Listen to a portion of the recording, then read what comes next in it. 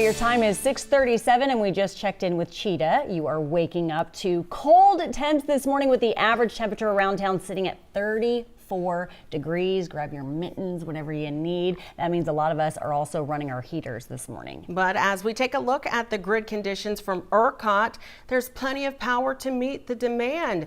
Victor Jacobo joins us live in the studio this morning. And Victor, we're as Texans used to having our own source of power, but a new piece of legislation wants to change that. Yeah, a bit of change being proposed on Capitol Hill. A Texas congressman introducing that.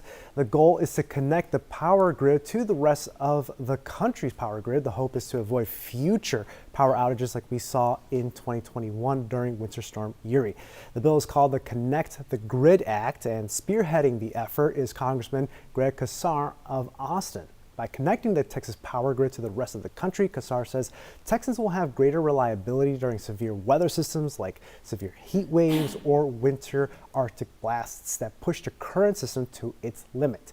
It would also allow Texas to sell its own power to other states when we have a surplus and other states are in need of power. Overall, he says the consumer benefits with better prices and greater reliability.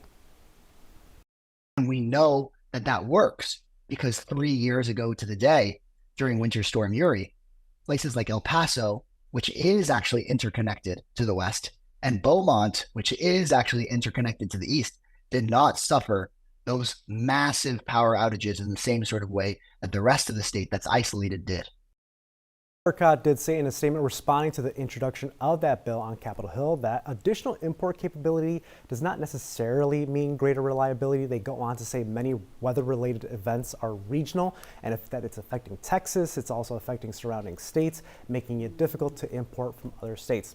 Casar also touted green benefits like reduced carbon emissions because green energy in Texas would be shared with other states around the country. The bill faces an uphill climb, but that's why the upcoming elections are so important. If there's a scenario where Democrats control the White House, the Senate, and the House, this could be a very real possibility in the future. Yeah, I'd be interested to see the other surrounding states if their supply and demand lines get so dangerously close, like our Texas power grid in ERCOT. That's right. You know, we bite our nails quite often here in Texas. Absolutely. We saw just last month, we saw the supply demand lines get really, really close. It bent but didn't break, but this would hope to avoid that in the future. Yeah, hopefully it works. All right, Victor, thank you.